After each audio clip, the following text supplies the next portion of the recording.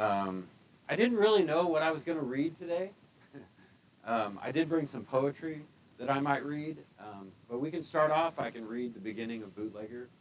That might give you a feel for what it's like and my style in this particular form. But I write a lot of different things. I don't just write books with my fiance. I write poetry.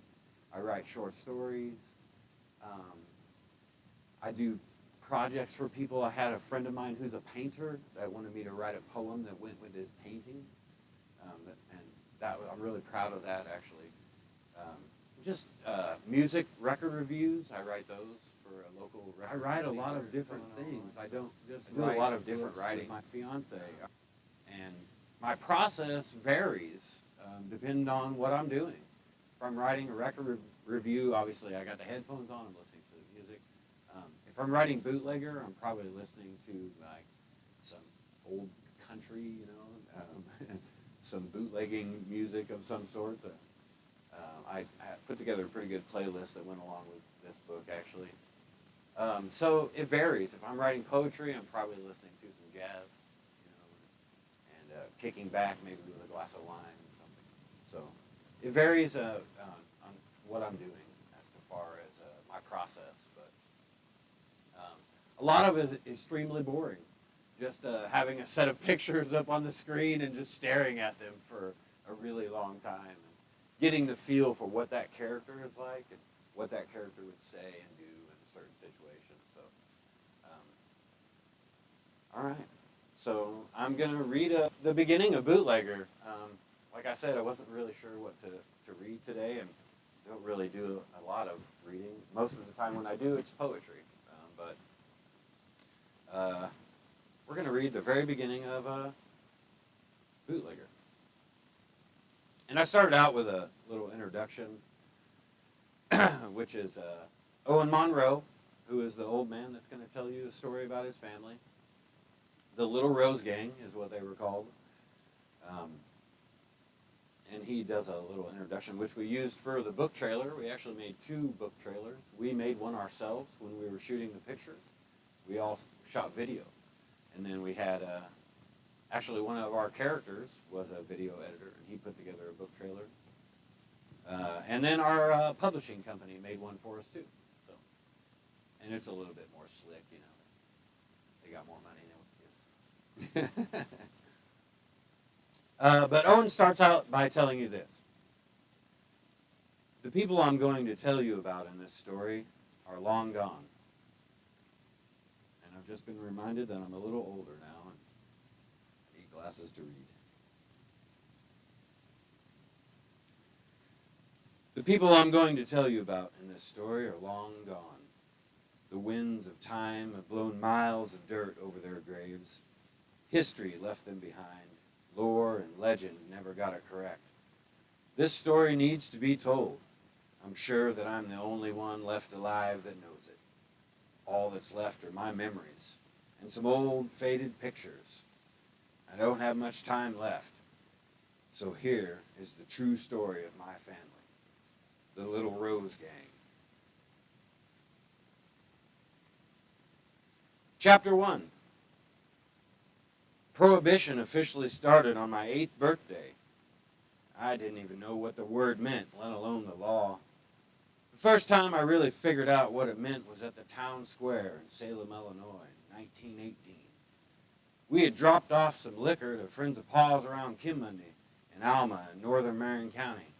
And as we made our way back through Salem, we saw a bunch of church-going ladies marching and carrying on at the courthouse.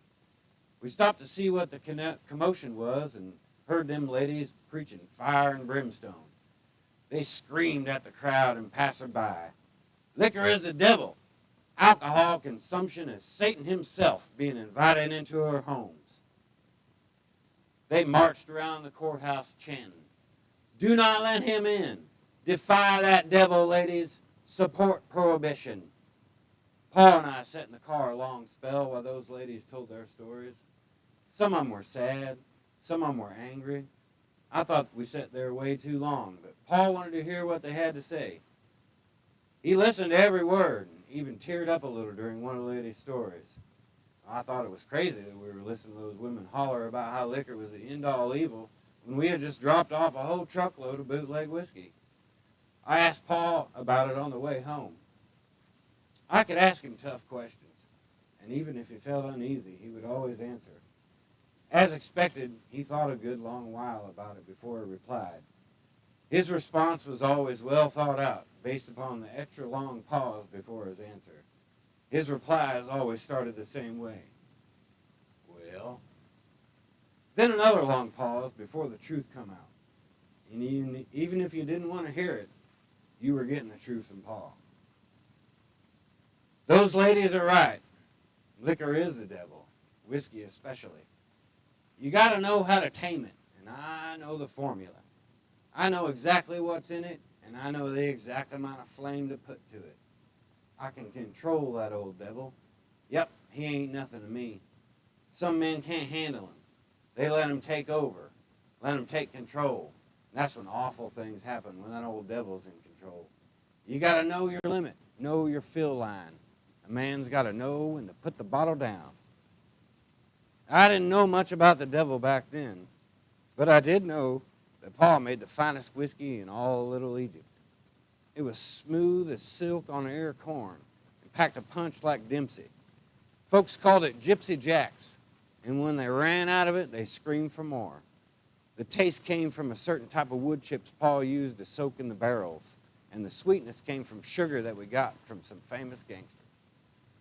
Paul was a master craftsman, and it only took a few months for people from miles around to seek out our family brew. There was no way Paul alone could keep up with the demand for liquor, so he hired folks in the community to help out with the process. Paul had an old still in the woods near the Jefferson-Marion County line that ran full tilt year-round to keep up with demand. The business grew over time, and he had to hire a whole team of people to help run 4 different locations. At the peak of our business, we could turn out well over 1,000 gallons a week. Yep, it was quite the operation. We ran sweet whiskey from Effingham to Cairo and everywhere in between. You could drink Gypsy Jack's river to river, from the Grand Rapids Hotel in the Wabash Valley to Augie Bush's place in Alton. In some parts of southern Illinois, they would only serve beer when they ran out of Gypsy Jack's. It was tried and true. The patrons trusted the product, and the buyers trusted my pa. In those days, there were all kinds of ways to make homemade liquor, and some folks would use whatever they could find to get stoned. They would filter canned heat through a wash rag or distill some lethal industrial alcohol to make bathtub gin. You might end up with a Jake leg, or even worse, you might find yourself in a pine box. Hell, even the government sanctioned the poison of liquor to make people cut back. But that only resulted in more deaths. Paul explained it better than anyone could. He pulled out a flask and took a pull as we bounced that old Ford down a back road outside the village of Carter. Then he spoke some more. Those ladies want retribution. They don't want law. It don't matter what they're going to do in Washington or Springfield. Down here, between the rivers, folks will be drinking, prohibition or not. Another pull off the old flask. If those ladies get their way, well, folks like us will have to get a little smarter and a lot faster. Paul tilted his head a little, looked over at me, winked, and then slammed down on the gas of that old souped-up Ford. The rattling and the whir of that engine kept the rhythm as we sang Little Brown Jug the rest of the way home. Later that evening, I got to thinking about what Paul had said. It seemed to me that an awful lot of people wanted to tell other people they couldn't drink no more. Listening to those ladies' stories did make me think about all the terrible things that can happen when an old devil does take over. I'd seen my fair share of drunks, even at that young age. I'd seen them fight. I'd seen them shoot each other over nonsense. Little Egypt could be a deadly place if you didn't watch yourself. You could end up on the wrong end of political debate, and all of a sudden you're on the hot end of a gun. Most of the violence was fueled by liquor, that old devil. I really did understand their point, I guess.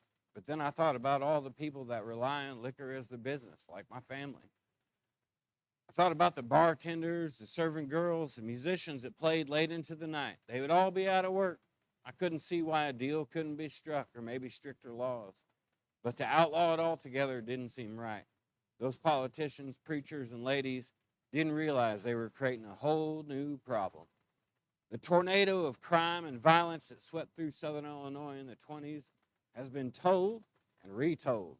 Everyone has heard the stories of the infamous Charlie Berger and the notorious Shelton brothers. But the corner of Little Egypt I grew up in had different types of bootleggers. My father, Jack Monroe, made whiskey, and helping him was our family business. My Aunt Rose, along with my cousins, Clary and Lily, were known as the Little Rose Gang. We are unknown to historians, so I'm here to make sure we're remembered. My name is Owen Monroe, and the stories I can tell from Prohibition-era Southern Illinois never been told. That's chapter 1. It goes along with the photos that are in the book. Some of them are in color, and some of them are black and white, and we did that on purpose, actually, because the color photos are him remembering, correct me if I get this wrong, I always get it mixed up, are him remembering something from his childhood. And the black and white photos are a photo that he would have held on to, something that he had in his journal or something like that. And this whole book is about family. It's really not about bootlegging or prohibition. You know, I don't go into like the details of how to make whiskey or anything like that. It's about family and a family sticking together through tough times. So everything from the cover, you know, to the last paragraph is about Robbie and I's family and how they've stuck together over the years. So I think a lot of people, when they first hear about the project, they think I'm going to talk about bootlegging and like how to make whiskey. And, you know, the Moonshiner show is really popular, so I get that a lot. But I'm like, I don't go into that part of it. There's a whole nother part of it. So yeah, I don't read Bootlegger very much. I've had other people read it at different events and things like that, but I don't really read it. But it does mean a lot to me, and so it's emotional for me to read those words. And having a childhood dream come true, you know, being published as an author, that means a lot to me too. So. Guy?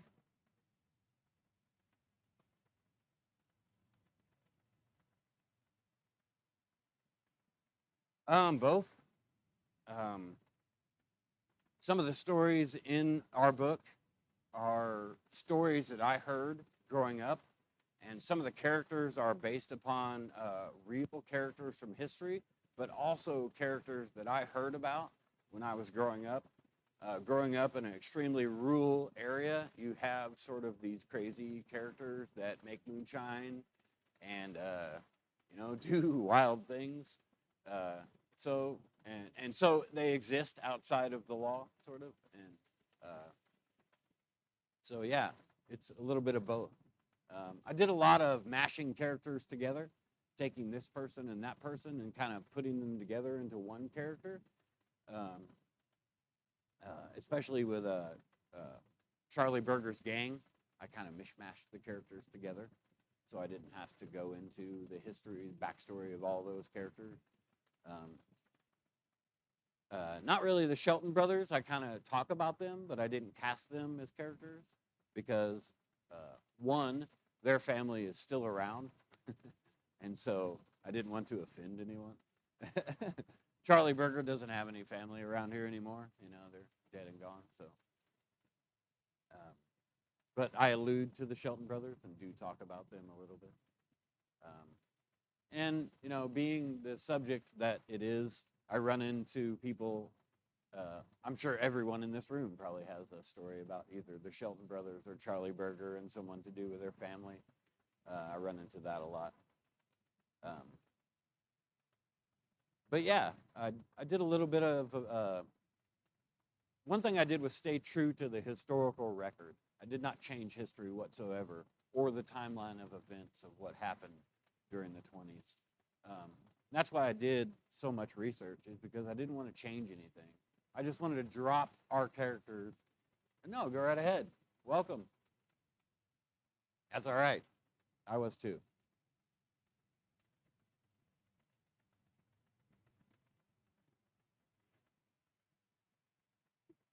And so we didn't change history at all. We just dropped new characters into history, and they interact with the characters that were happening then.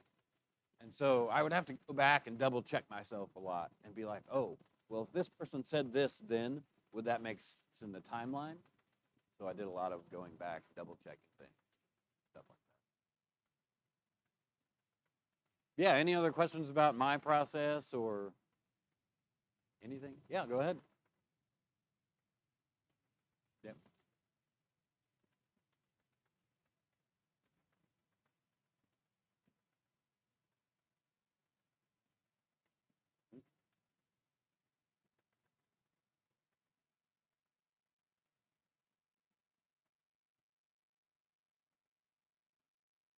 Oh, yeah. Absolutely.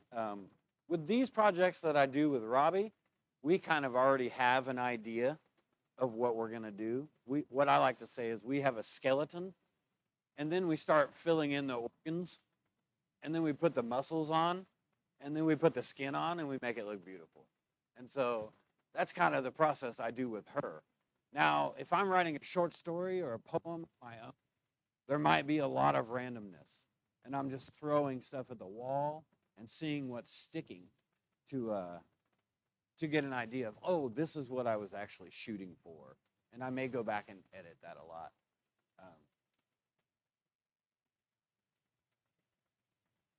Absolutely.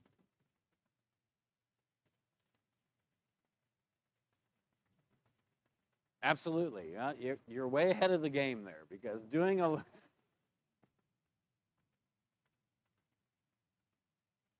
that's what I was going to say. You may not have to delete it, but just move it to another folder or something.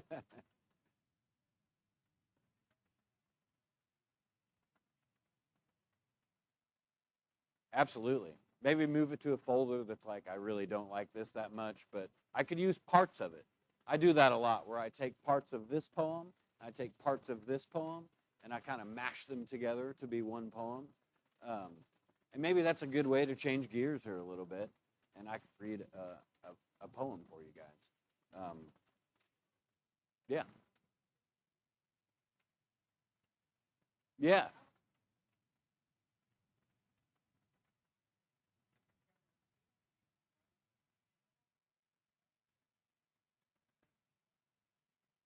The writing, that took about 4 months.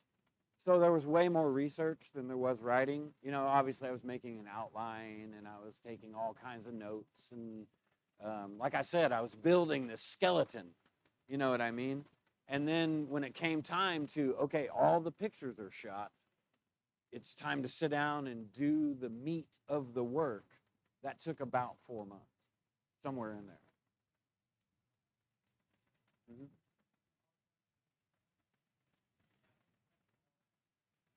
Uh,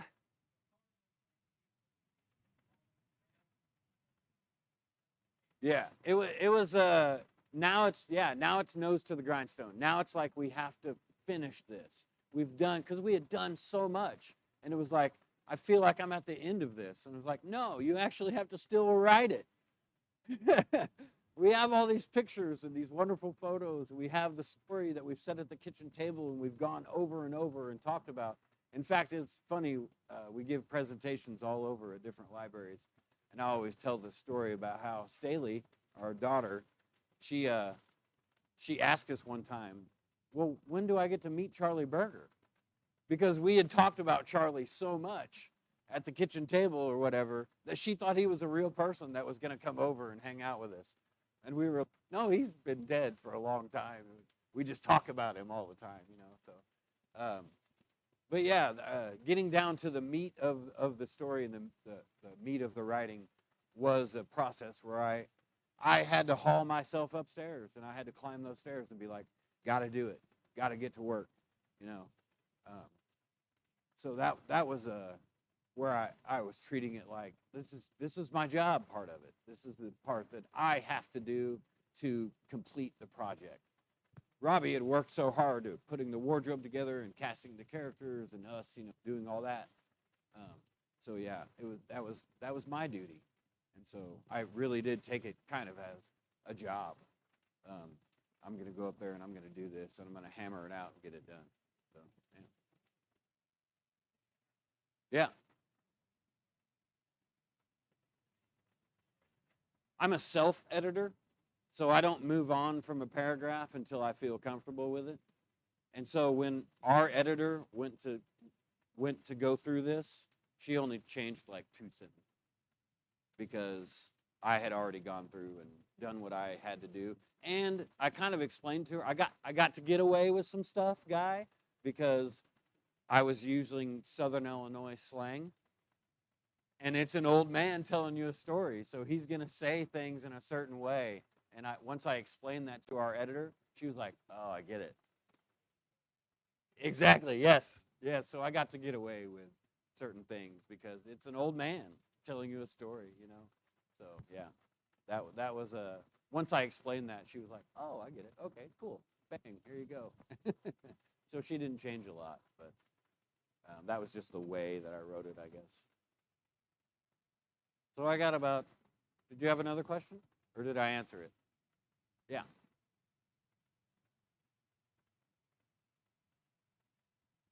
Ah, there you go.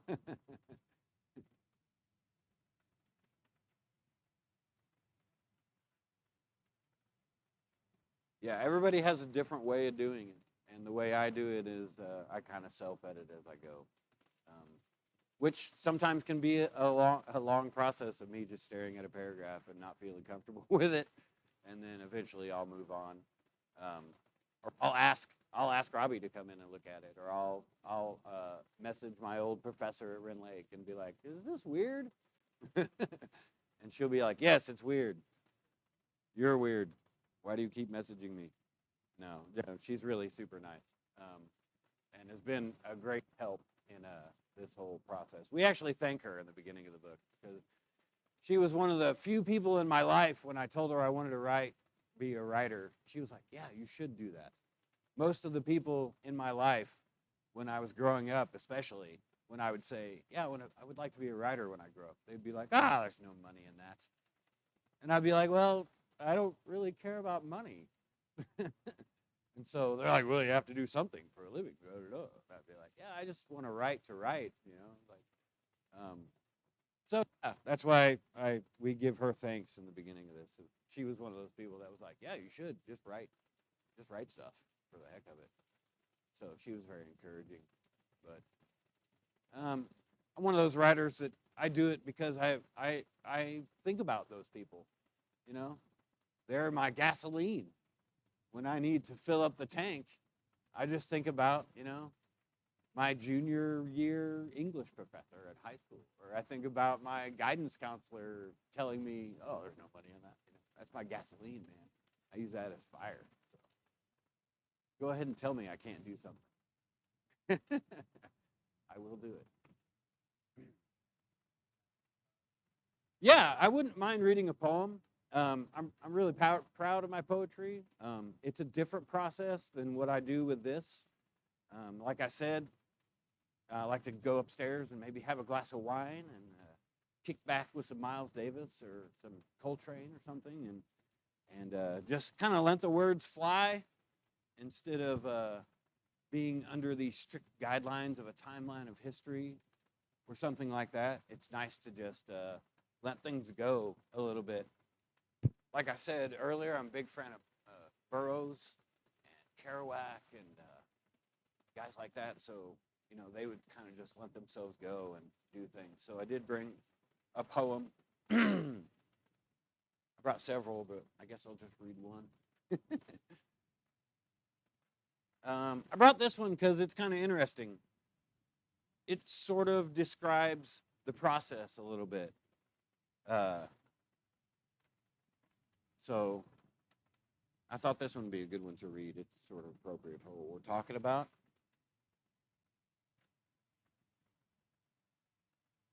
It's called The Flow.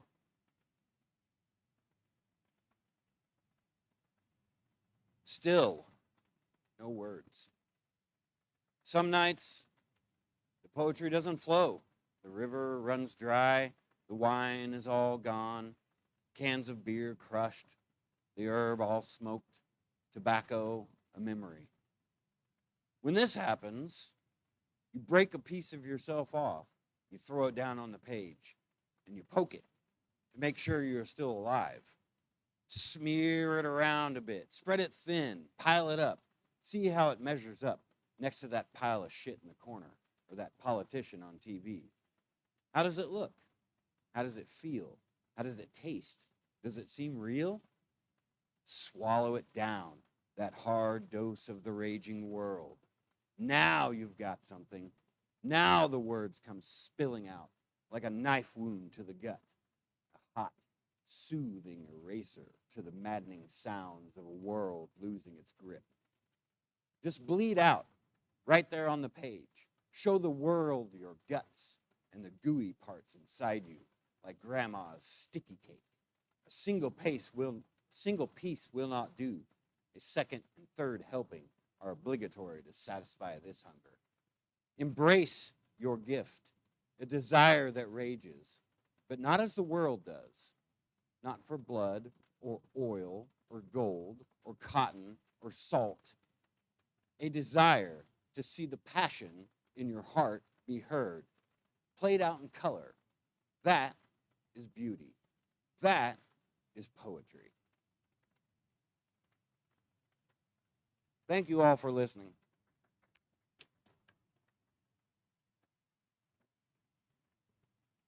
And thank you, Marion Library, for having me. Yeah, thank you so much for coming and spending some time. That was awesome. Thank you very much. Appreciate the chat. And anybody have any other questions for Mr. Alvitz about process or research or anything like that? I thought it was super interesting. The idea of kind of interweaving the nonfiction with the fiction is awesome. I think that's a really cool way of going about it, and just using local sort of community-based history to kind of weave a family-based story is great. So that was awesome. Thank you so much for sharing that. We make adult storybooks, is like what we like to say. And yeah, the whole thing is Southern Illinois. It was written in Southern Illinois. It's about Southern Illinois. We use Southern Illinois people. The publisher at the time was based out of Southern Illinois. We love it here. I know a lot of people are down on this place and down on the state of Illinois and whatever, but we love it here. And what we found in our travels around is whatever place you find yourself in the corner of the world, it's only as good as you make it. So everybody remember that wherever you go. Yeah, I think that's great. Thank you so much. Thank you. Great. Very good. All right. Everybody here is from, speaking of local, everybody's from Southern Illinois. We've got West Frankfort, Marion. You're from Metropolis originally, right? Okay. Mount Vernon, all over the place. But, so here's my library spiel for the moment. Does anybody not have a library card? No, you have a library card. Okay. Did you know, so since you're in a library today, even though if you're not in your home library, if there's something here today that you would like to borrow and check out, do it. You can use your card from West Frankfort or from wherever. And then when you're done with it, just return it to your home library and they'll get it back to us. So just while you're here, I would encourage you to take a minute to kind of browse around. We've got an awesome collection down the hall and to your left. So there's a door there, but we have our local history collection in there. Most of those things you can't check out, but if you're interested in local kind of regional history, I would encourage you to go in and check that out. There's some really cool stuff. I mean, anything from cemetery records to newspaper and microfilm to historical fiction to local writer stuff. There's all kinds of stuff in there, and it's worth a couple minutes to poke around.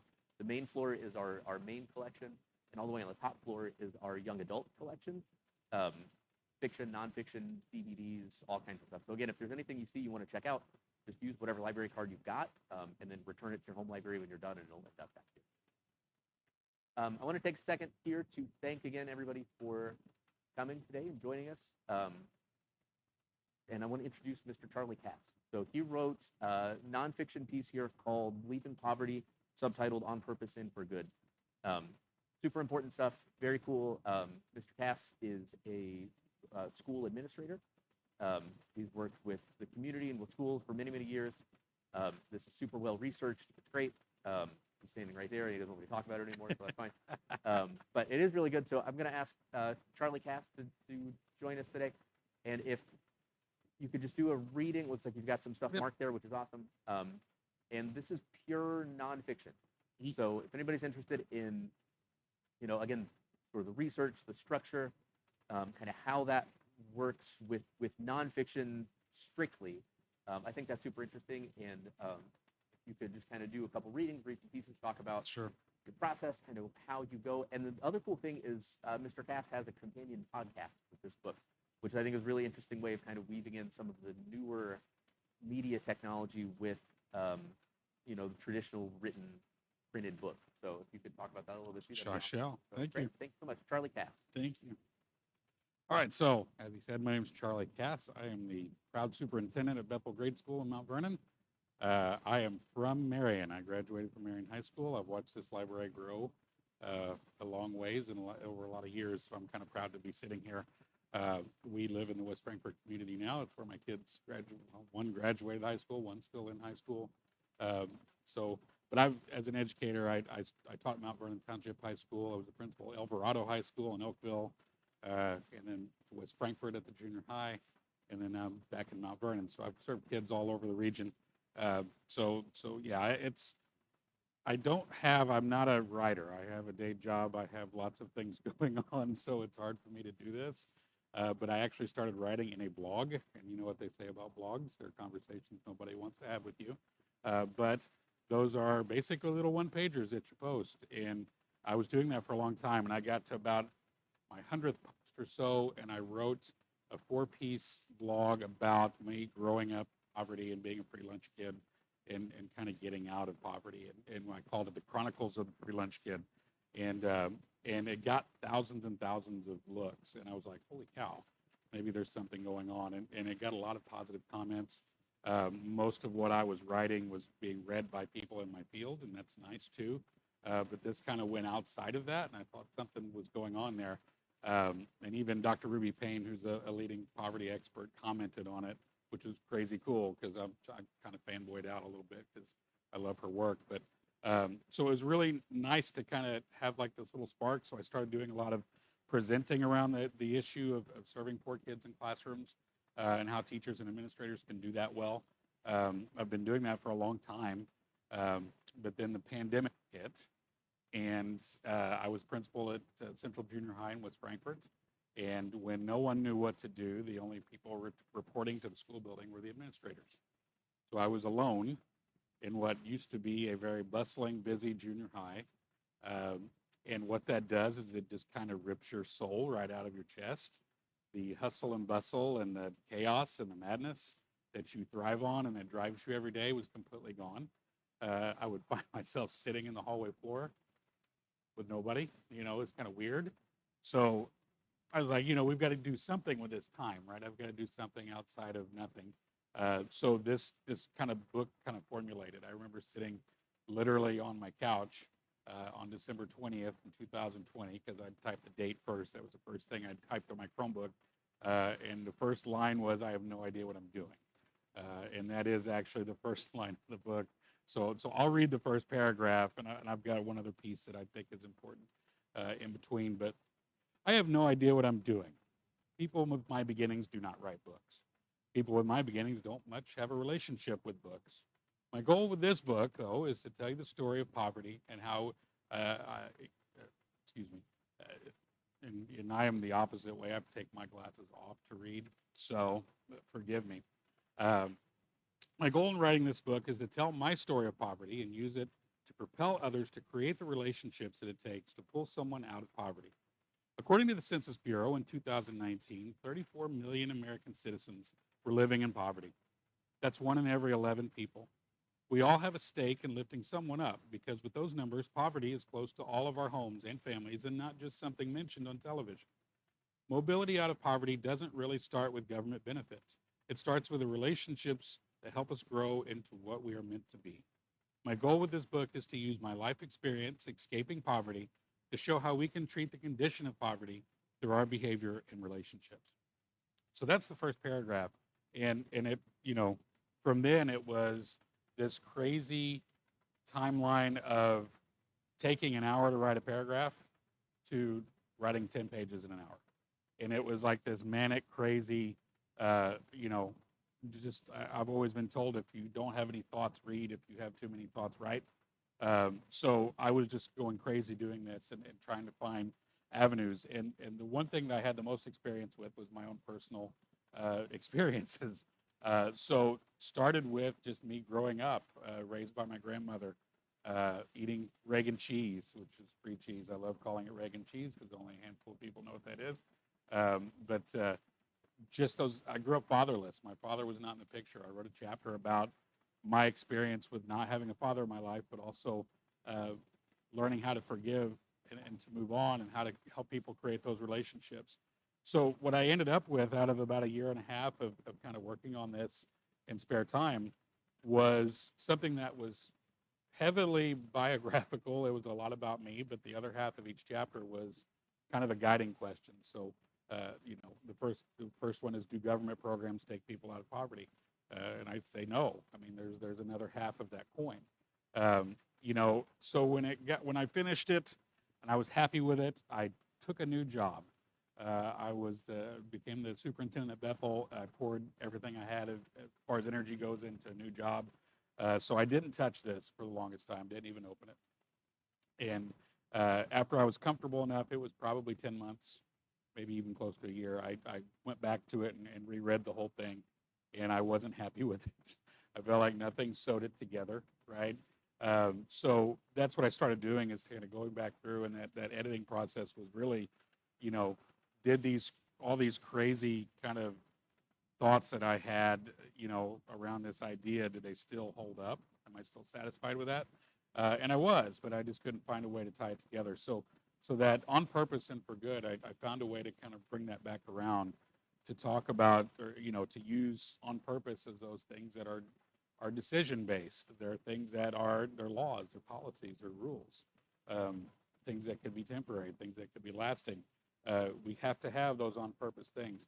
I was able to take advantage of a lot of government policy, right? I tell people, yeah, I used Pell Grants and student loans to get through college, but I still had to have the relationship with someone that wouldn't laugh at me when I said, hey man, what is a bursar? I don't even know what that is, right? So you still had to have people in your life. So that's what the for good piece is the relationships that you need in your life to kind of help, and they last forever. That's why I call it for good. So for me, that was the journey. It was taking advantage of things that were on purpose, you know, and having people in my life that created for good relationships with me to mobilize me. So me mobilizing out of poverty to me is a big deal, but it's not without tons of help. So, you know, I write a whole chapter on going to college and how blown away being a college student is when you didn't even know there was a university 25 miles away from you your whole life. So in poverty, people are in survival mode. Those aren't discussions in those households. Okay, right? So we're worried about having enough gas to get around. We're worried about, you know, my grandmother raised me. We called her mom, and you know, worrying about having money for cigarettes, right? I mean, that was the day's survival. You know, it wasn't, what are you going to be when you grow up? I couldn't have told you when I was in 8th grade, much less tell you that I have, you know, a master's degree and license beyond that, right? So, you know, so the whole chapter about just going to Southern Illinois University is weird to people in the middle class, because it's like, so everybody goes to college, right? Well, not really. You know, that's not really the experience of everybody. So, you know, for me, being blown away is kind of gonna, you know, it might be weird to those folks that are raised generationally in middle class settings.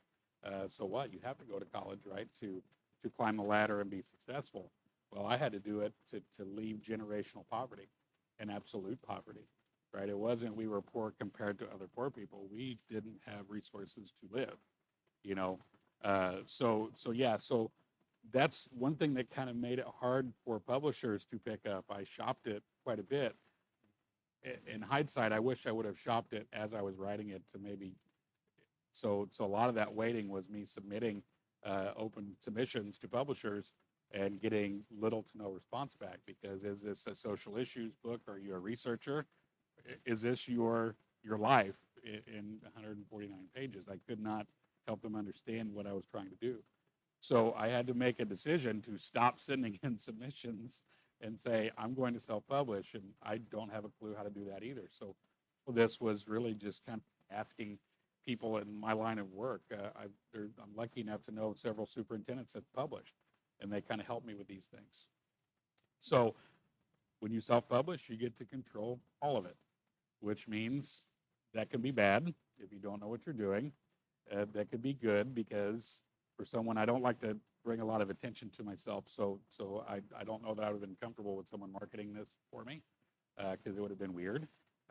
So I get to do all this on my own in a way in which I like it. So poor business model, I could care less how many it sells. I think I've given away more than it's sold. The goal is to spread the message, not necessarily to make money. So last time I was in Walmart, actually maybe a month ago, and one of the ladies that I used to have her kid in class said, "Hey, I bought your book. I really liked it." I said, "Start with 30 people." I said, "That's totally okay. If it sells 100 copies, that's great. If it sold 1,000, that's even better.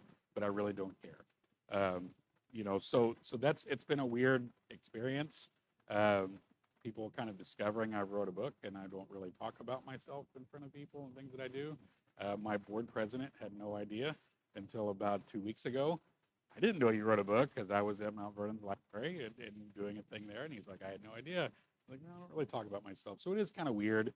So when I decided to kind of put a podcast around it, my daughter and I had done a podcast together this last summer. And I thought, well, I've got $100 worth of cheap podcasting equipment. Why don't we just do this? And the reason why I started that is because after the book was being read, I had a lot of conversations that could have lent to this process when I was writing it. If I had more conversations, it might have been 300 pages long, right? But I'm in blog mode, and it's very concise and to the point. But the podcast has allowed me to kind of expand the ideas and reinforce them. It's got pretty good listenership, but a lot of the people that have come on as guests are folks that take one piece from the book and they kind of expand it out and they put a microscope on it. So talk about people being investors in others, but really individuals investing in other individuals to help lift them up. But the reality is we have a lot of people that they're mobilizing to help lots of folks. And that's missed in this book. So that's kind of been the bonus of the podcast, is to shed light on that. Talk about how important teachers are to students they're growing up in poverty. Had a former student on. He told stories that I'd completely forgotten about because, me just working and trying to be good at teaching, he had a genuine relationship with me that I didn't know how deep that was, but it came out in the podcast. So very cool and just a lovely experience. And I should be recording an interview Monday morning. That'll be the season finale of this one, and we'll start up in the summer because it's really hard to do when you have a day job to keep up doing this. But one of my stories from the book is I had two folks, one an education professional that had similar experience as me. Now she does this kind of work. She presents and trains. And then one was one of my best buddies growing up. I mean, he had a different poverty experience, but we shared it as teenagers. So those stories, that second season of podcast is me searching for people to make more stories out of, so people can kind of hear their journeys. So the other piece I wanted to read was a piece from Jason. And Jason and I were teenagers together, best buddies. One thing that is interesting about me that people freak out about when I'm the stuffy tie guy at school, right? But then they find out I was a carny when I was a teenager. And they're like, what? You were that guy? Yeah, I was one of those guys. Because that was a great shot for kids that didn't have anything to learn how to work. And Jason and I, that's how we met. And we were best friends and roommates at a point, and college students together. He's a state trooper now, and I'm a school administrator. And it's just interesting. Our journeys have gone in similar paths because we had similar support. So basically, he and I sat in Waltz. I used to wait tables at Waltz when I was in college, and we just laughed for 4 hours. It wasn't an interview. I stopped writing 10 minutes in, just sharing stories. And as grown men, we found out we were sharing things that we never shared when we were kids, because it was, you still feel like people are judging you all the time when you're a teenager. But Jason and I sat and walked for 4 hours and just laughed. I'm sure we annoyed the people around us, but it was just a really good day. So I think this might be second to last, third paragraph of the whole book. Because when I interviewed Jason, I got to do this again, right? When I interviewed Jason and Sherry Slankard, my final question was one that I thought was a profound one. At the end of their interviews, I asked them to fill in a blank. The setup was, if we end poverty, we also end blank. For the entirety of this project, I've looked through a personal lens, but also through the lens of an amateur social scientist. When I asked myself this question, I had a range of potential answers. We could potentially end racism, crime, classism, to name a few. They did not take any time to answer this. Sherry quickly responded with mental illness. Her story is a little bit different. She's my guest on the podcast for this coming week, this next episode. Her journey was a little bit different, but she answered mental illness right away. Jason quickly answered with a word that would hush the proverbial room. He said very calmly, pain. If we end poverty, we also end pain. I was blown away by this and was quickly humbled. There's no better word for what I've been trying to articulate in this work. Poverty is pain. If you know poverty, you know pain. So that's just having that person, like I said, those 4 good relationships matter. He just wasn't one of those relationships. I had professional men and women that would connect with me. They see your potential and they pick you up and they hold you up and they don't let you sit back down. You don't have the option to settle, right? I was flipping pizzas, Papa John's, and I thought that was as good as it's going to be. And that was totally fine with me, right? But without people around you to say, well, what's next, man? This isn't the end for you. You have more to offer, right? So I was lucky enough to have those people. So on top of growing up on Rig and Cheese, right, and all those things, and then having people in my life that held me to account for my potential, I wouldn't have made that mobility out of generational poverty. So that is the whole book. That's the whole thing in 149 pages, almost blog style format. But I'll answer any questions you have. But this is my humble little attempt at writing. I don't know that I'll write again, although I've got an idea for kind of an end of career book. But this is just that passion project out of COVID, when I was just kind of like, holy cow, I don't know what to do with myself. I've lost my purpose, so let's just vomit out this project and see what happens. For sure, because well, like I said, a lot of people that know me, I was a podcast guest on a podcast called Anchored in Education, and the first thing that Scott said was, I thought I knew you, because we had done all this work in professional settings. He and I had got to do a lot of school work together, and I was like, well, there's just things I don't tell people, right? Because most folks in education, they're not from a generational poverty background, so you don't share a lot about yourself if you're not. So a lot of these folks, my dad was a teacher, and that's what got me into this, right? My dad was at this. I had nor a dad nor a middle class background, so I used to not share those things. So it's opened up a lot of different conversations than I used to have with my professional peers. And I've got this fall, I've been able to do a lot of presenting because I think people know me differently. Chapter 3 of the book is called Free Lunch Kid. I've adapted that into a school kind of minded presentation for teachers and educators, different than what I had been doing. I'll be doing a full day workshop in Salem next month, and then I'll be in Chicago in December. But it's done that, but differently. I used to do like the science of teaching 4 kids in your classroom. Now it's more about those relationship pieces. Why are you so important? So yeah, it's changed the conversation for sure.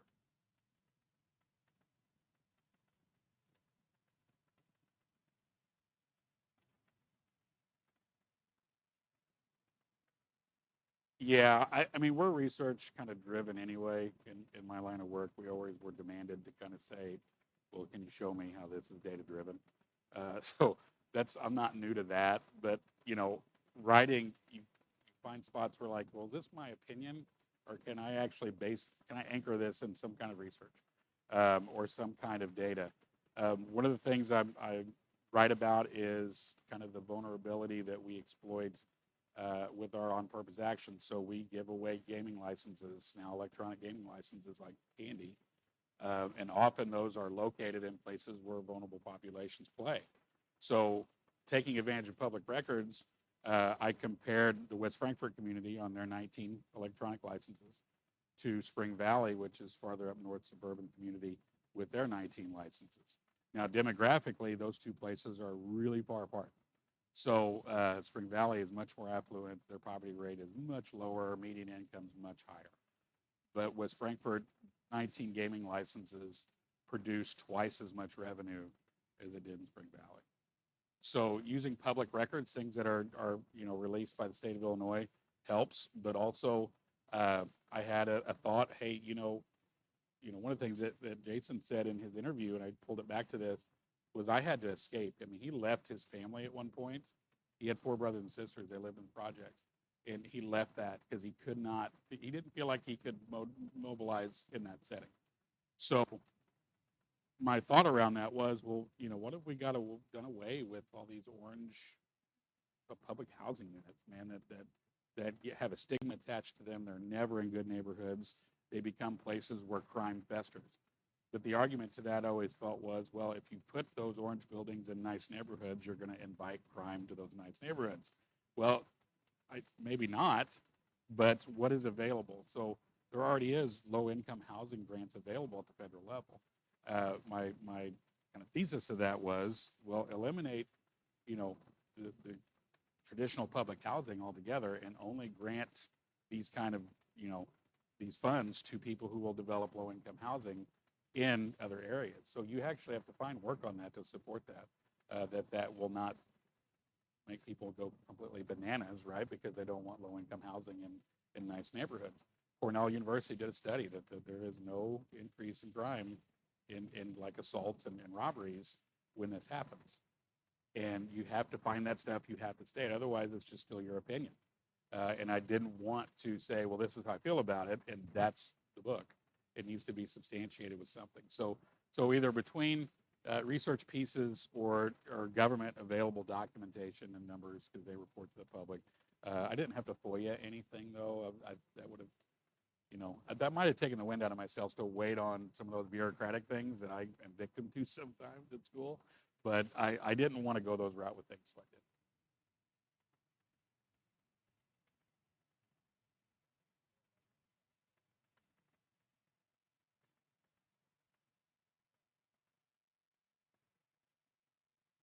Well, so I met with some friends. There's a duo of superintendents that they're in the suburban Chicago area that have written a few books together as a pair. And when I was getting to the end of this, I was like, and I saw them at a workshop, and I said, guys, I need a little help. What do you do? Because I'm way out of my element here, right? And they kind of directed me towards some publishers that do, work on social issues.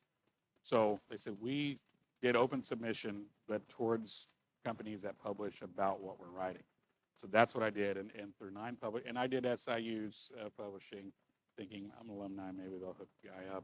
They didn't.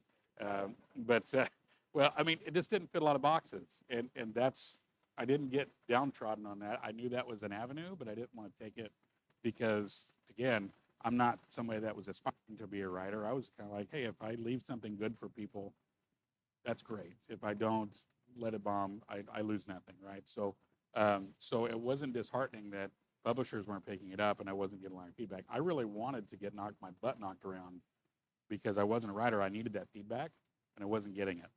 So once I'd said, you know what, I'll just do it on my own through Kindle Direct, I had to learn a lot about the mechanics of the documents because, sure, I've written a lot, but not to that specification. So I had to learn a lot. There's a learning curve there. But again, I had people kind of feed me a little bit and helping me. And you can, the beauty of that is you can do it how you want. You can charge what you want if that's important to you, or as little as you want. The online or the Kindle version of this is free. So, because I didn't want to, like I said, it didn't matter to me if it made money as long as the message was out. So I have a lot of people that have read it on Kindle. They don't have to buy it, and that's totally okay. So, but it's just, I needed the feedback. I wish I would have got it. But after not looking at it for 10 months or so, that did help because I had loose ends I didn't tie up. And not thinking about it for so long helped me go back and see it. And then I was able to find direction for it. and I felt more confident with whatever happened.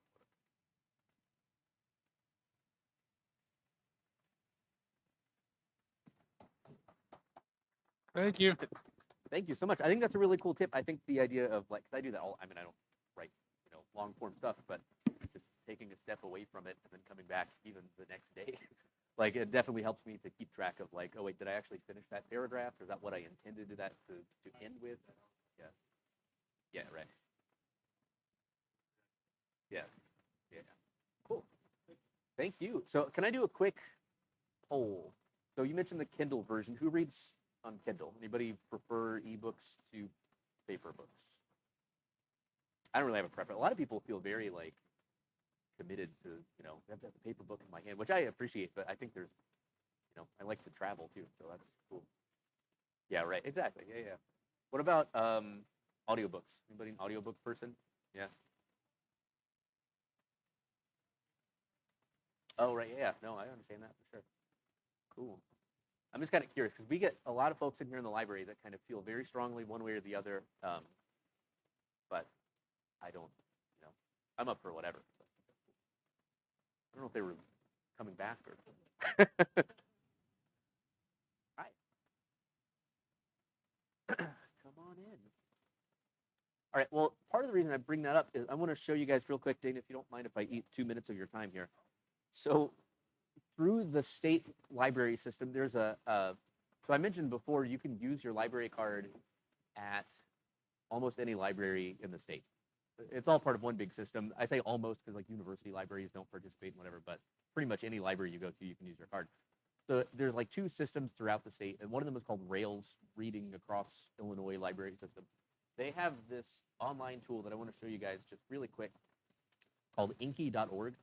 And it's totally free. And honestly, you don't even need a library card to use it. What you would do is create an account here. It costs nothing. It takes 5 minutes to set up an account. But you can kind of read samples of work from other Illinois writers. There are some, I think, from Indiana and some surrounding states. But it's kind of cool. And it's just there's good research stuff. It's a good way to kind of get a look at other formats. And there are ways that you can self-publish or at least get started down that self-publishing path through this service. So if you have a minute, it's inky.org. It's INKIE, and that's linked through our library's website. You may just want to check that out and just see. It's not, it may not be useful, but then again, it may be, and it costs nothing. So I like it. I like to kind of poke through. They do like annual contests for, hey guys, welcome. Come on in. They do annual contests for different genres and different age groups. So whether you're writing poetry or longer form stuff or nonfiction, whether you're an adult or a kid, there's contests they do there, and they help get published, and they help kind of get the word out about different types of things. So inky.org is worth 10 minutes to poke around. And again, it's cool because you can read samples and work from other Illinois writers, and they're not all people that you would have heard of. Some people are from here, some people are from Chicago. It's just kind of all throughout the state. But that's very cool. All right, so let's pop back over here. I want to take a moment to, again, thank everybody for coming. I do that every time. And then also, so let's talk. So we've heard from sort of a hybrid nonfiction, fiction situation. We've heard pure nonfiction.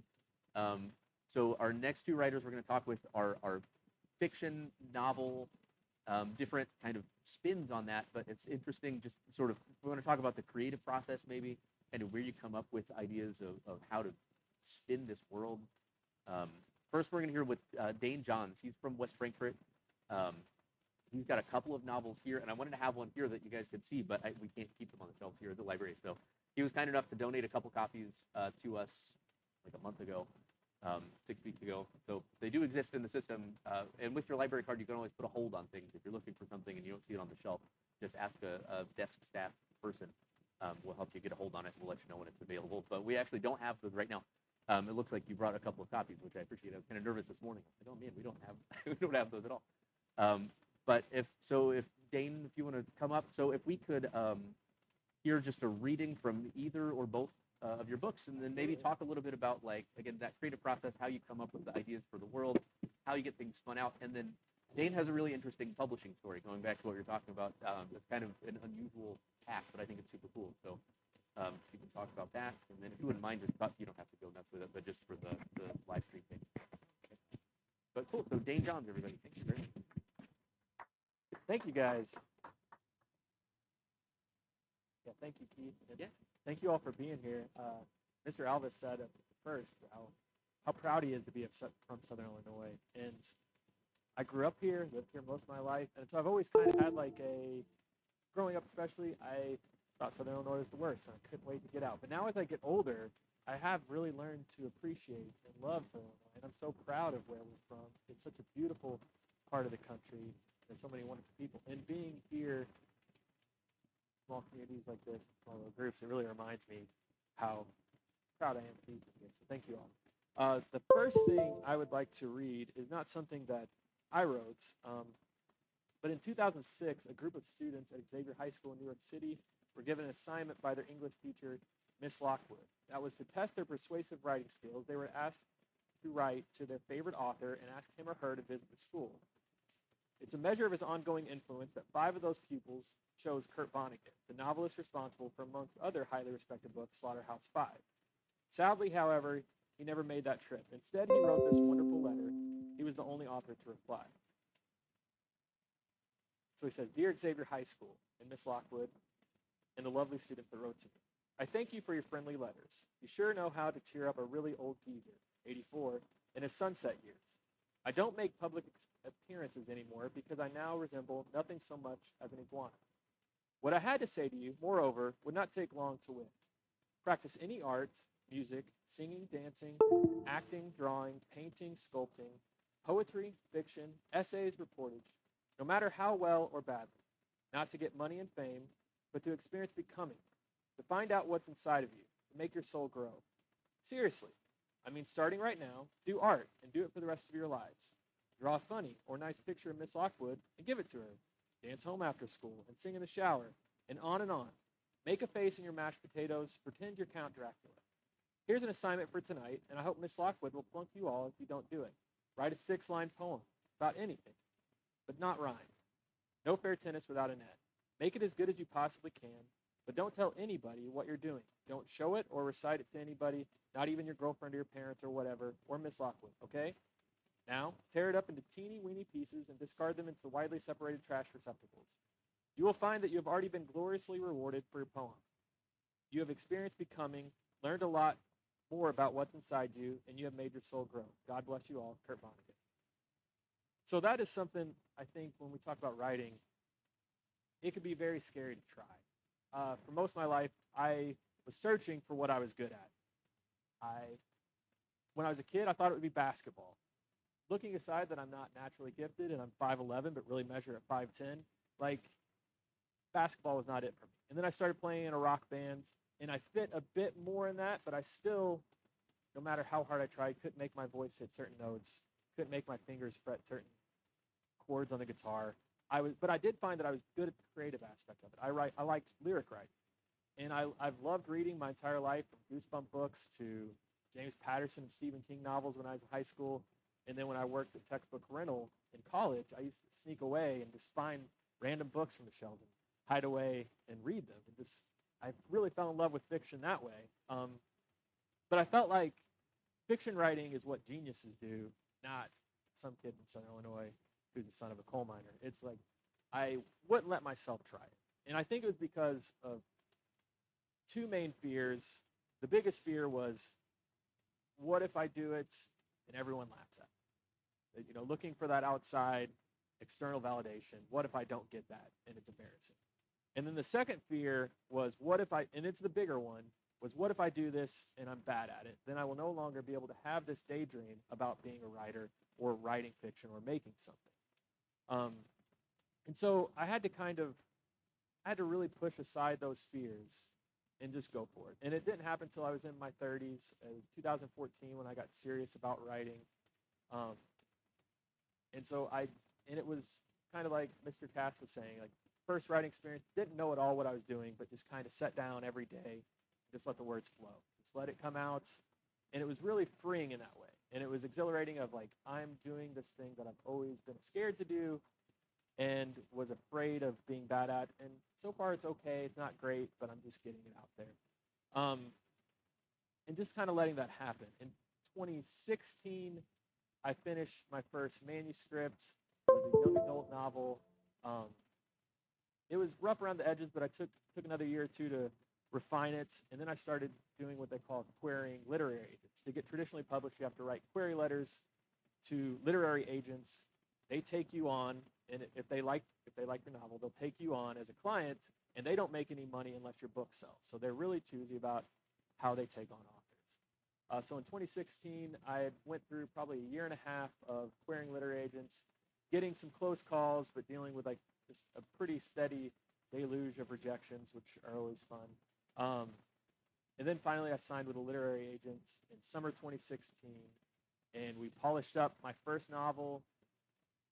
And then later that year, probably about 5 or 6 months later, we went on submission to publishers. So that's where they take your novel that they've polished up with you. They start sending it to editors that they know, the big 5 publishing companies, all the way down to small imprints.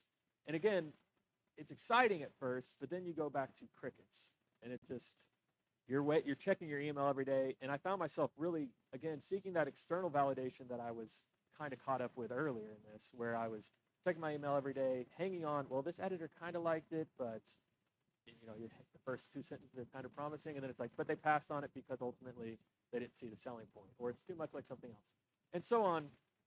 We went through that for a good 2 years, and before finally deciding to shelve that first novel that I had written, and it kind of goes away in a drawer, and we don't talk about it. And it was a real big bummer to spend several years to work on something and for it not to come out. And then I started working on what is essentially my first novel, but at the time is my second novel because I wrote the first one that didn't ever get published, and it was called The Feudal. And it was really scary because I had this agent that I was afraid of losing and scared of, if I write something that's bad, she's going to drop me. I haven't sold a novel. She's making no money from me. How much value am I to her? And so on. So, but I had to kind of go into the second novel and kind of throw away the rules that I used to write the first one and kind of go into where initially I was scared to write third person omniscient. So I was only writing in first person. So for The Feudal, I was like, you know what, I'm going to do third person omniscience. And I want a wide array of characters when I'm jumping around. I always loved the TV show Lost, where every episode kind of started with a different character. So I really want to do something like that for Feudal, but I don't know if I'm good enough to do that. So again, had to kind of push that fearful voice aside and just go for it. And also little things like I wanted to have footnotes and little clever asides. But again, like that could be too much. But it's like, nope, I'm going to go for it and write the book that I really love. And so I wrote The Feudal. My agent raved about it. And I felt this was 2018. And I thought, okay, this is going to happen. Like, she's nuts about it. This is great. She wasn't a person that cussed very much, but she sent me the first email like, this is effing brilliant. Like that kind. And she was really happy. And so it made me believe in myself too.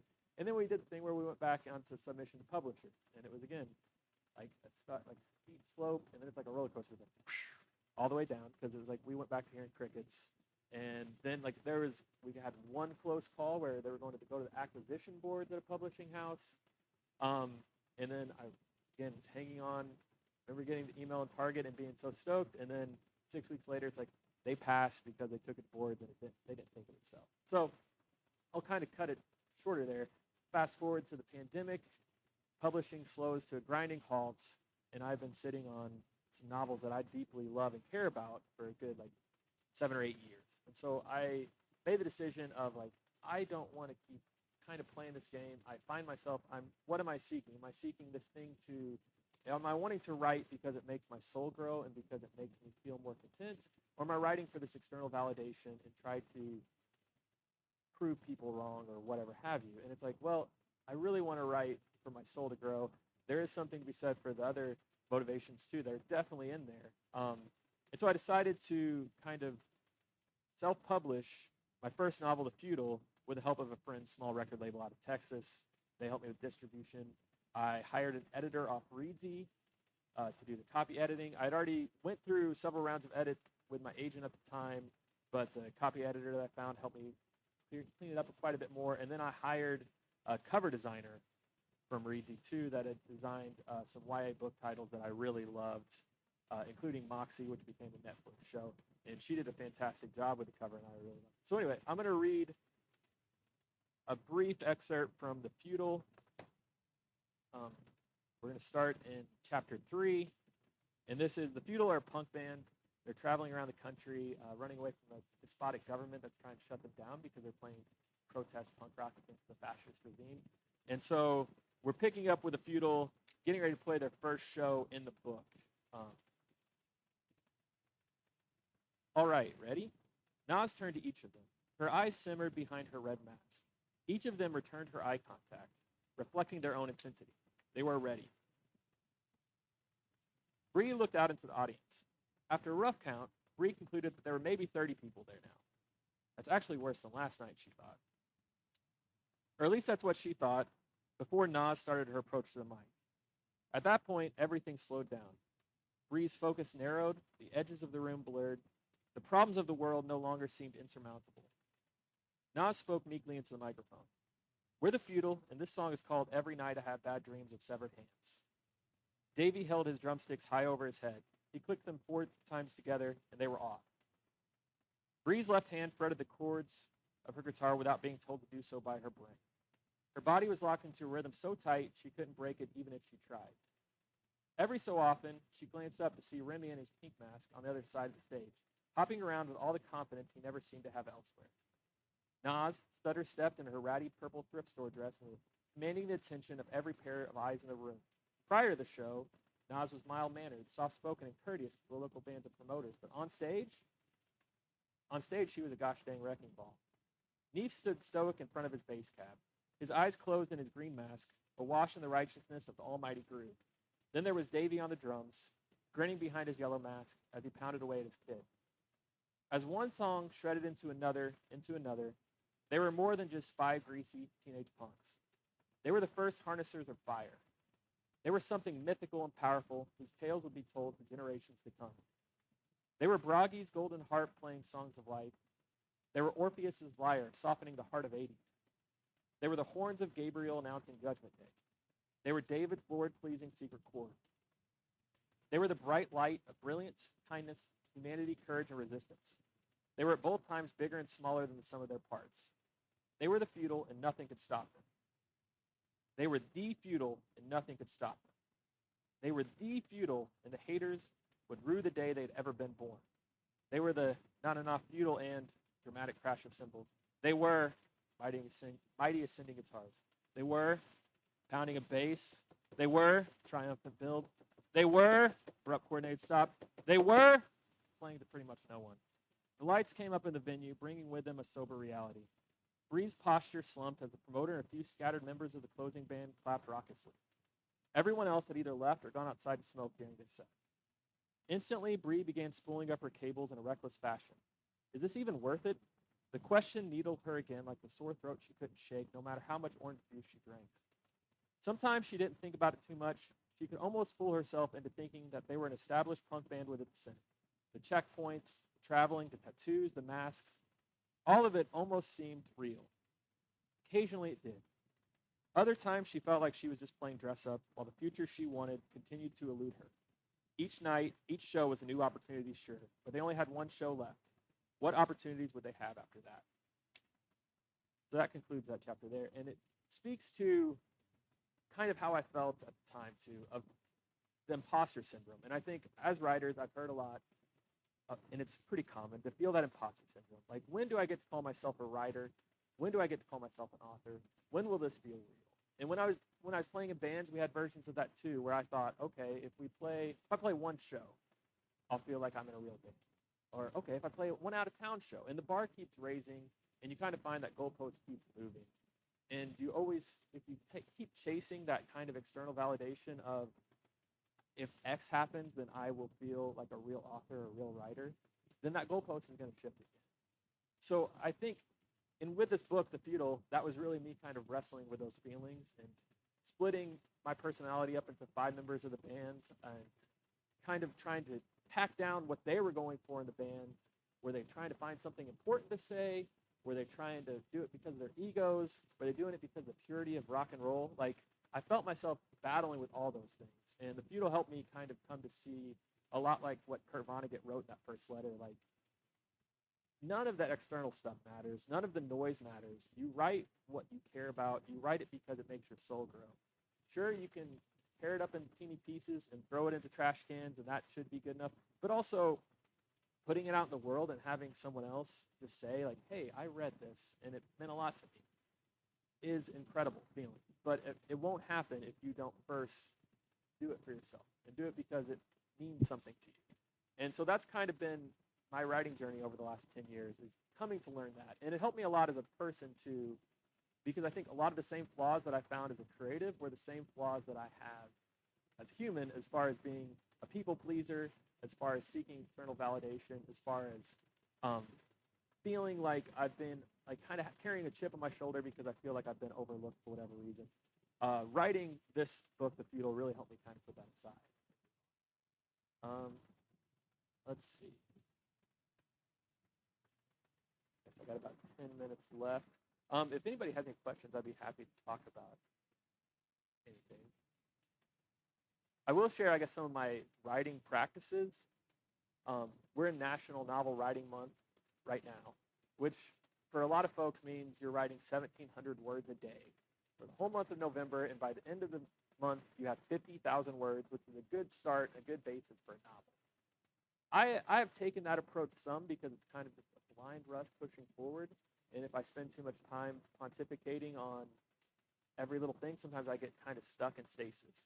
So for both these two novels that I've written, or that I've had published, and then even the first one, for me, it was a lot of just pushing forward, setting a word count goal of 1,000 words a day, which is somewhat easy to hit. Setting a goal of 1,000 words a day and just kind of keep pushing forward, and then editing as I go and keeping an outline as I go. A young woman was here earlier, and she talked about just pushing forward with her novel attempts and then editing afterwards too. And, you know, kind of, it's called a pantser versus plotter. Like, pantsers are ones that just kind of rush headlong into writing and don't really think too much about plotting, and plotters are the ones that make an outline pretty regularly. I kind of do a hybrid version of both, where I am flying by the seat of my pants and trying to letting the characters and the story dictate where the novel is going, but also keeping an ever-morphing document on my laptop of the outline, and kind of start seeing it take shape, kind of see the plot points and the beats of the story take shape, and updating that constantly. The young woman earlier talked about deleting 5 chapters, and I believe a man over here said, like, you know, hang on to those chapters because you never know when they'll become available, like, might help you out. And I agree with that wholeheartedly, because I have 3 docs on my computer the whole time I'm writing a novel. First is the original work in progress. That's the main thing. And then I keep one that's cut from new novel. So I'll have just thousands of words that I've cut for whatever reason. Maybe don't have a purpose in it right there, but I may go back and use it at some point. And then the third doc is my ever-changing outline, and also kind of a catch-all of ideas. Because sometimes I think one of the most beautiful things about writing is that it becomes a place that you carry inside of you, to where it's like, I'll be driving, listening to a song or something, and then an idea will pop in my head. Oh, that's really cool. Or someone will say something, and it'll catch my interest. That sounds like a really good line of dialogue that could lead to this. And kind of, I try to keep notes on my phone of all that, and then I refer back to it, put it in that third doc, so that it's there with my outline, that I'll have just random snippets. Like, for example, in my current work in progress that I'm working on, there's a little outline that says, what if they have to stay at a mall from the 90s? And so, again, it's just a random idea that's like, you know what, I have the idea of like these abandoned malls of the 90s. It'd be cool to have the characters have to stay at a place like that. So just grabbing those ideas and not really letting them skip you by. Because if I don't write something down, I 100% will forget it every time. The other thing that I try to do when I'm writing is to set my phone on silent, set a timer for 30 to 45 minutes, and put on like lo-fi hip-hop music for me on Spotify, where it's just kind of like a steady beat, and then my phone's not buzzing with text or anything else, and I'm able to tell myself, nope, don't look at your phone, don't check your email, nothing for the next 45 minutes, and just go. And then when that timer goes off, I usually silence it, and we'll keep going until I reach a point. And that's what, again, really helps me hit my word count goals of 1,000 words a day, because if you break that up into 2 little 30-minute segments, it's a lot easier to obtain. Because I hear from a lot of folks that say, like, I would love to write, but I don't have the time. Or I would love to write, but you can see the same fears maybe that stop them of, like, they're scared that if they try, they may not be good. But I'd say, like, you do have more time than you think you might. And if you find just 30 minutes a day to carve it out and you just start writing, I think it'll really make your soul grow, and it will help you maybe realize things about yourself. Because like when I started writing Feudal, I wasn't thinking like, oh, I have these flaws in myself that I need to figure out. It was more like I started writing it and I started relating to the characters in different ways and realized what they were telling me more than what I was telling them. And I am really thankful for that. So if nothing else ever came of Feudal, if no one else ever read it, and it just existed as a thing for myself, it would make me feel still a lot of peace.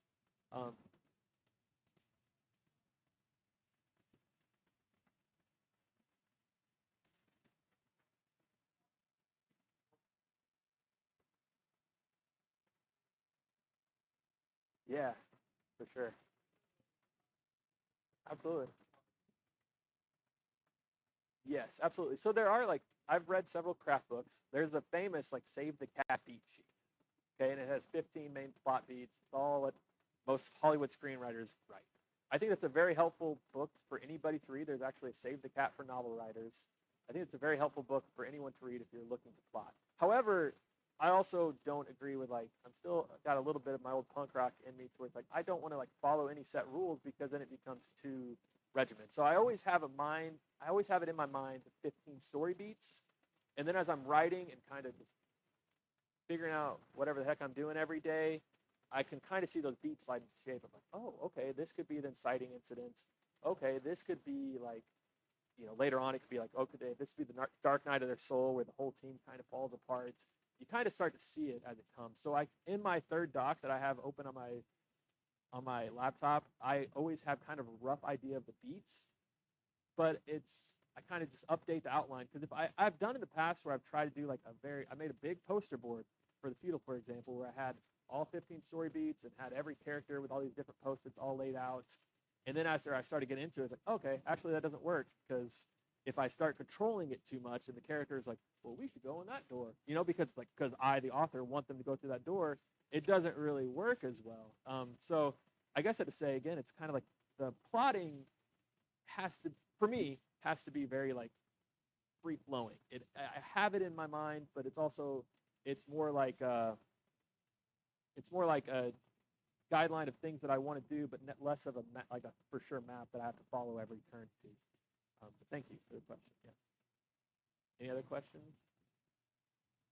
Yes, sir.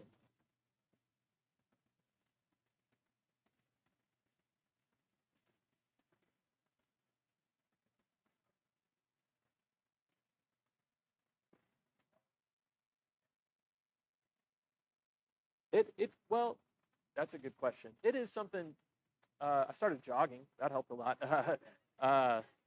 But it helps to just kind of be like, it's not going to be for everyone.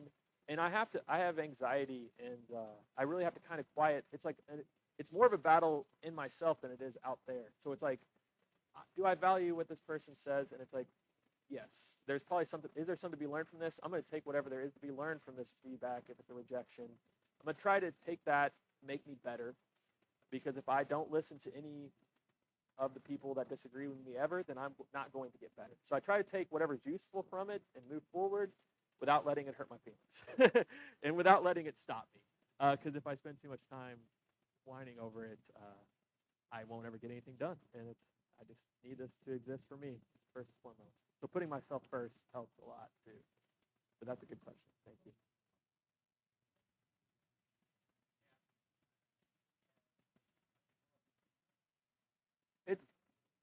It's definitely true. The first idea, that's a good question too. The first image, because I've again played in bands for 10 years, and there was a time where we were on our way to a show in Pittsburgh, Pennsylvania, and our van broke down, and we spent the night in a visitor center off on the side of the road. And it rained, and we tried to push the van back a mile. Anyway, it was an awful experience. And so I started the Feudal with like that idea of like the band dynamics that you have of like there's always kind of a leader. There's always some kind of a negative person. There's always somebody that's just in it for the groove, man. You know, like there's all these different personalities. So I was kind of started off the Feudal wasn't like this punk band that wear masks and there's a spot at government and all that. It was like a band on the side of the road and their van broke down. How are they reacting to it? And so that was like the initial kernel idea that started in 2015, 2016 that I would kind of just draft and jam on, and then it became this other thing as it went on. So yeah, that's a good question too. Yes, sir. Yes.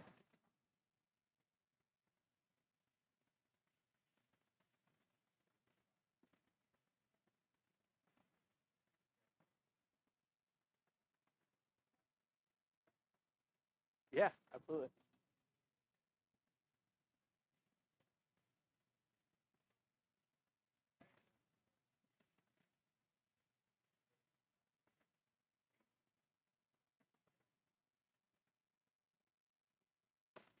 That's absolutely there.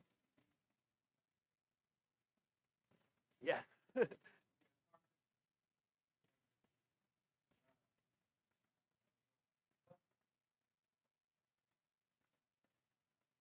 Oh, there's a okay. So, and that you're exactly right for your first point. I had even before I started writing, I had friends like, "Oh, you're gonna try around. You can't do that." You know, I kind of say that, and it was like, and it does kind of because there's a voice in my head that says you can't do this, and so it's like, no, like I can't, and I'm going to. Like writing a novel was like trying to like I used to think of it like climbing Mount Everest. Like I will never climb Mount Everest. Like I don't want frostbite and like all that stuff, you know, like, but like a novel is something that I can do. It's just up to me to do it. It's just, the quality or whatever anybody else thinks about it, I cannot control. I can control making the absolute best thing I can. And so letting that be my guiding thing the most I can. And then the second point, I played none of the bands, and even like my author bio here in the back of the Feudal says,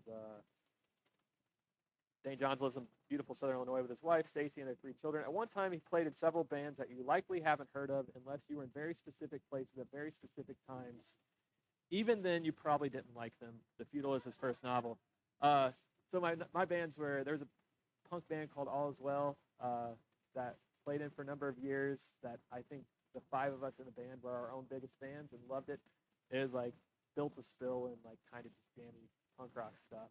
And then I played in a band called Ravenhill for a number of years that like actually like kind of, yeah, that was the biggest band that I was in where we played around more often. And that was the band where our van broke down outside of Pittsburgh. So yeah, what was your band? Okay, nice, awesome. We might have at some point or another some dimly lit bar in Carbondale in the middle of the night. But yes, I think that's my time. Thank you. Yes, Mr. Kevin. Yeah.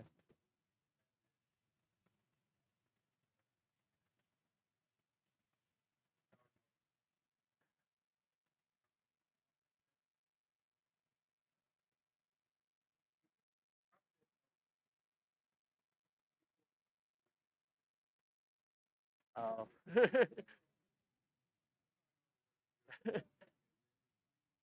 uh, yeah. Thank you, Mr. Cass.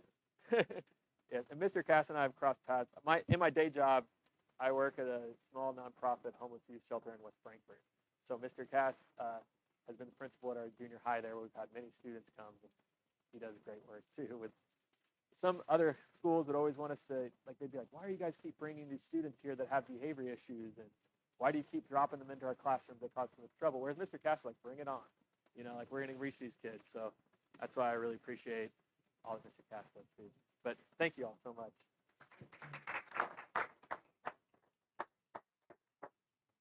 Thank you very much. I think your bands were great. Personally.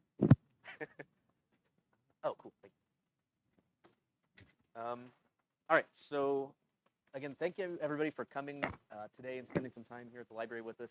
Is anybody working on anything right now? Anybody writing anything? Any projects open? Yeah. Cool. So like, how do you communicate with other?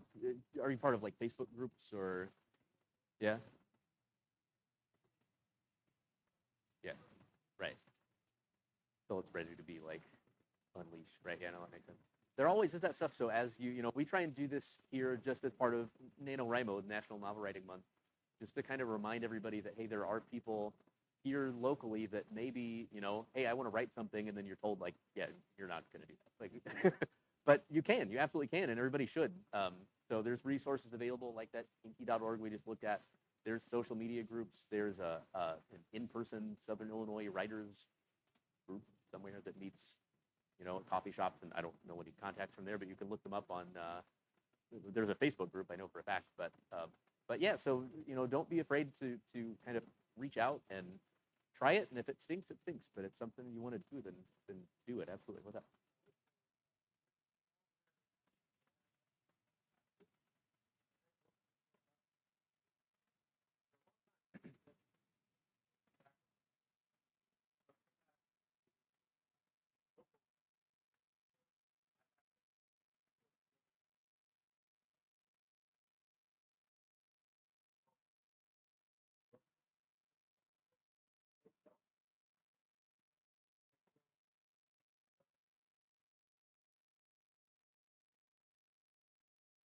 Yeah, that's awesome. And there is a really great local, you know, coffee house scene. There's local bars. I mean, there's places that would love to have, you know, readings and workshops and that kind of stuff. So, you know, if it's a matter of kind of getting the word out about something you have written, you know, just send an email, pick up the phone. People like to support. We do here at the library. We love, you know, working with local people specifically, because yeah, there's a huge world, but there's also a lot going on here that we want to try and highlight. And again, thank everybody for coming today. So the last writer we're going to hear from this morning is from right here in Marion. Allison Dotson is Illinois bred, right? Olivet Nazarene University, and it kind of just, that's further north, but you know, we've kind of been all within the state borders. So we're excited to have her here today. She, like Dane, writes fiction, some more fantasy-based stuff, which is super cool. And we actually do have a book of hers on the shelf, so if you want to check it out today. By the way, be sure to talk if you guys want to know more about where to get books. Mr. Cass mentioned the Kindle version of his book. You know, if you want information about how to come up with the stuff, it's all available through the library. We just don't have it all on the shelf today. But if you're interested in purchasing or finding out more about, you know, keeping up, some people have social media presence or newsletter, emails, that kind of stuff. Do be sure to talk to everybody today, because it's a great opportunity to again meet with local people who are working on this stuff. So I will stop rambling. And Allison, if you want to come up, this is again Allison Dotson. She lives right here in Marion. She writes fiction, kind of on the fantasy side, some super cool, you know, very, very well built worlds, and you know, great character motivations and people just living in the space where they are. So if you wouldn't mind just kind of reading to us a little bit from some of your work, Yeah, and then if you want to absolutely. talk about kind of how you know, just would love hearing about the process and kind of how things work in the publishing world and all that kind of stuff, whatever you think is important. Yeah, absolutely. Okay, thank you so much. So as he said, my name is Allison Dotson, and I am from here in Marion. I grew up in Metropolis, Illinois, and graduated from Massac County High School. From there, I went on to Olivet Nazarene University, where I studied communication, theater, English, and after changing my major 3 times, and about 6 years later, not 6 years later, but about 6 years of school, I ended up getting my bachelor's in business administration. So kind of all over the place as far as my educational history. I have wanted to write and loved writing for my entire life. Since I could write, I've kept journals and poems and wrote stories and illustrated them as a kid. I've always wanted to write. But as far as like putting my work out there for people to read, it was very terrifying. As Dane said, it's like, if I put this out there and I'm not successful, I'm gonna look stupid, you know? So I really held on to a lot and didn't share a lot of what I had written. This book I actually started when I was in college at Olivet. We do not get winters down here like they do in Chicago.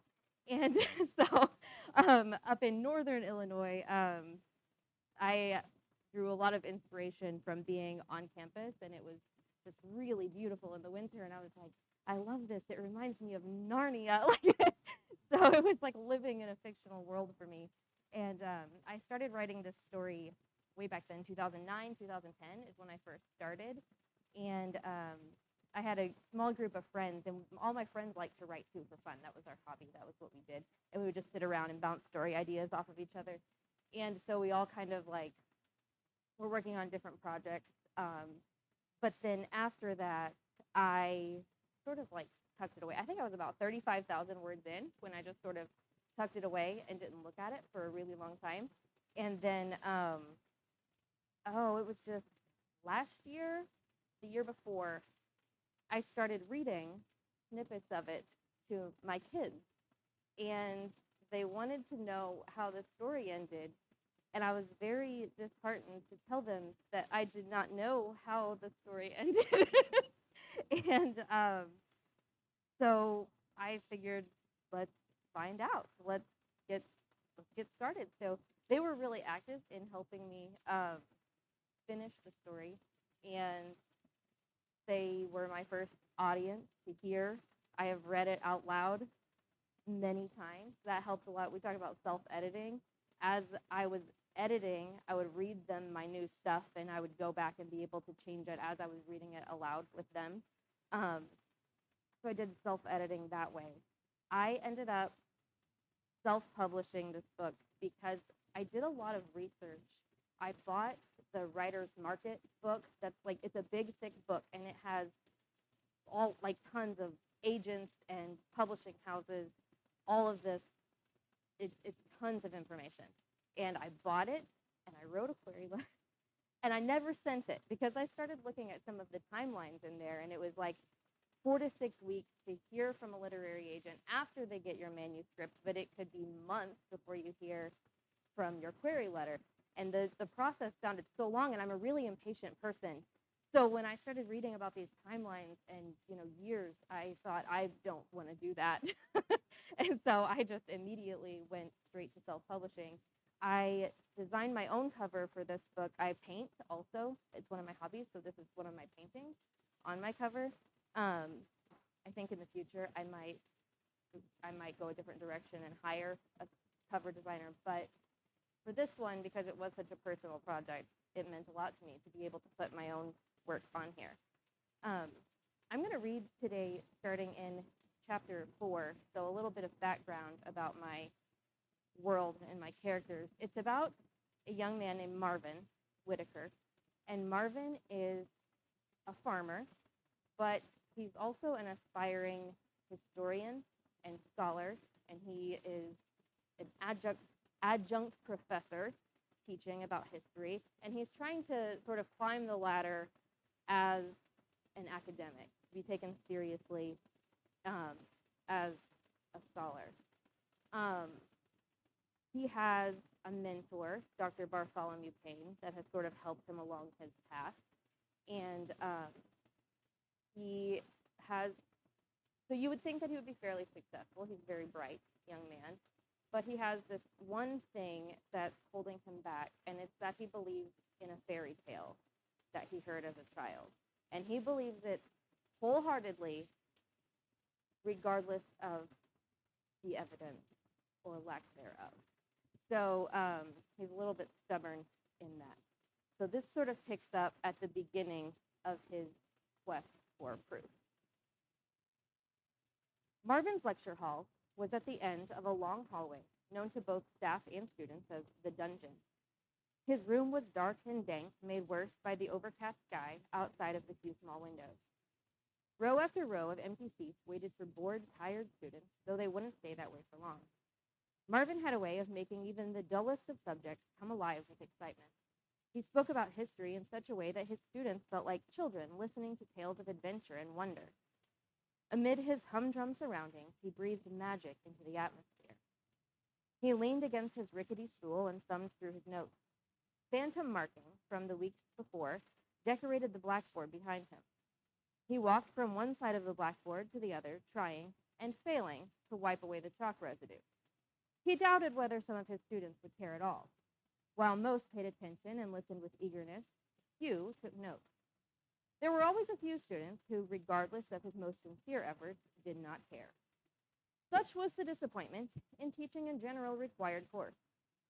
Some students only wanted to pass with no interest in history. Every day, he set out to fix that, to create a spark, however dull or however small, in the hearts of the students. He grabbed a tiny piece of chalk and scrawled at the top of the board, World History 101, week number 1,087,000, he thought. He sighed and hung his head. Succeeding in his mission would allow him to teach about his passions without sacrificing salary or reputation. He closed his eyes, imagining a much brighter and well-furnished lecture hall out of the dungeon, a shiny plaque with his name on the door. He shifted his notes on the podium, moving them aside to look again at his scrawled notes. The doors at the back of the lecture hall creaked open, and students began to file in, filling first the seats in the front. Those who walked in last were visibly disappointed at the empty seats near the back of the room. Marvin shook off his doldrums and forced a smile. "Good morning!" His voice boomed over the chatter and rustling of books and papers.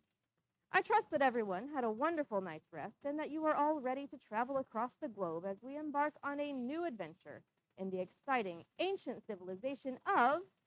Marvin trailed off, building suspense. For his grand reveal, he jerked on the cord of the roller map and stepped aside, framing the map with his arm. The display lasted only a moment before the map quivered and rolled back up. On other days, Marvin would have fought and fiddled with the map until it succumbed to his command to stay put. Instead, he threw his hands in the air and sat down on the stool. A young man seated in the front row, squished between two regular front rowers, raised his hand. Marvin smiled to him.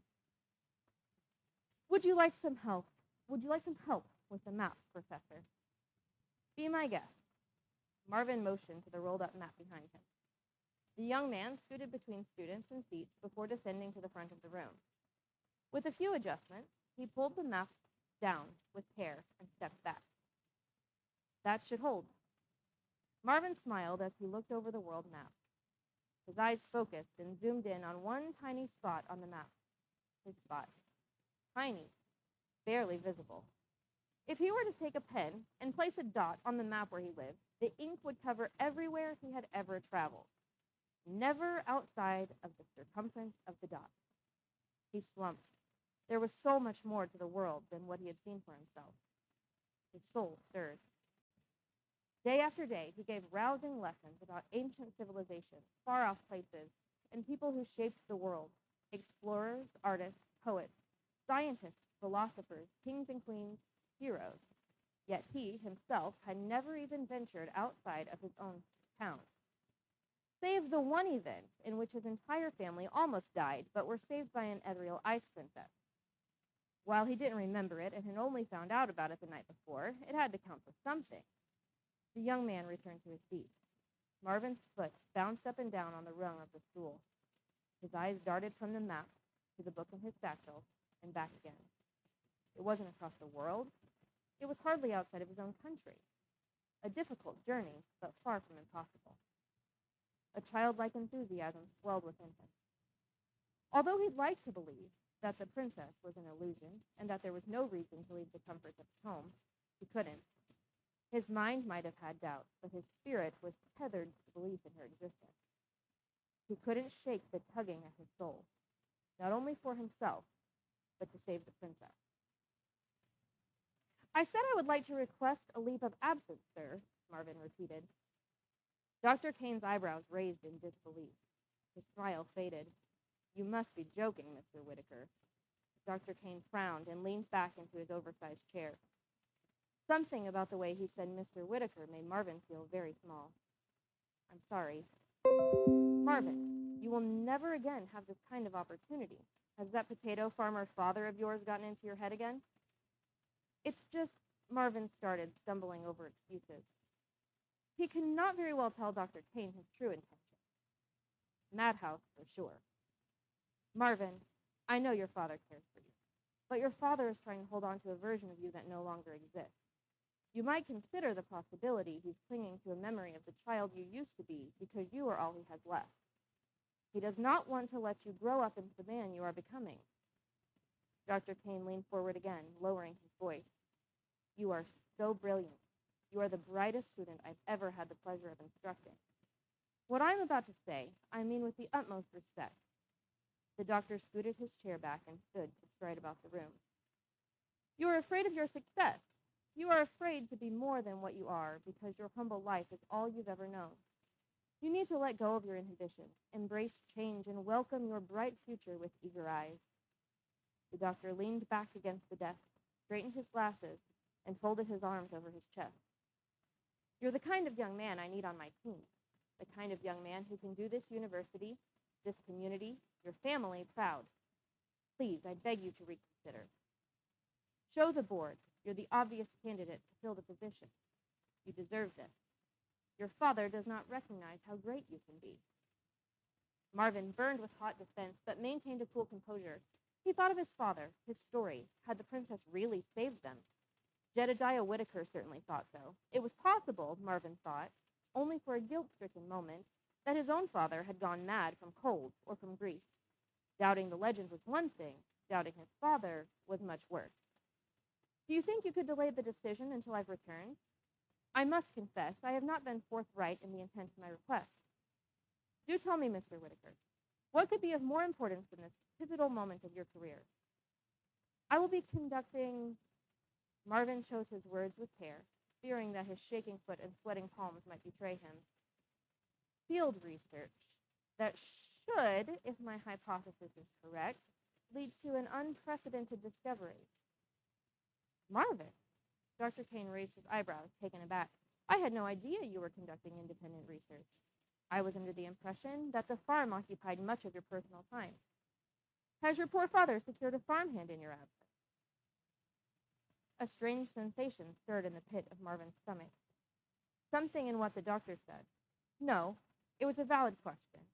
Jedediah had not secured a farmhand, nor could he, as they could not afford one. Marvin thought about his father carrying the heavy load to market without his strong back to help.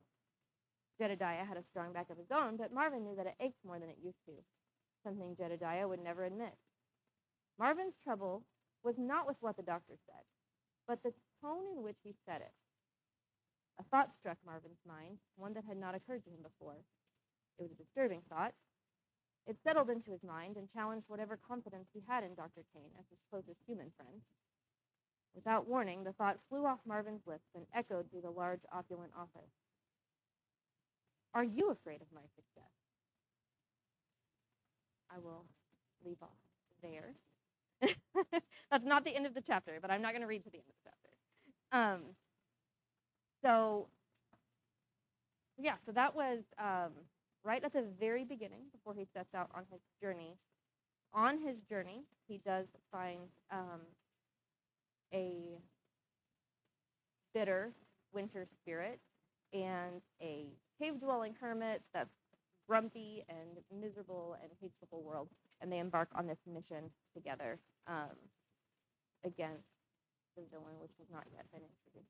So, anyway, this story was, we talked about outlining and drafting, and it was a hot mess when I picked it back up after setting it aside for years and years. I actually did use a pacing method.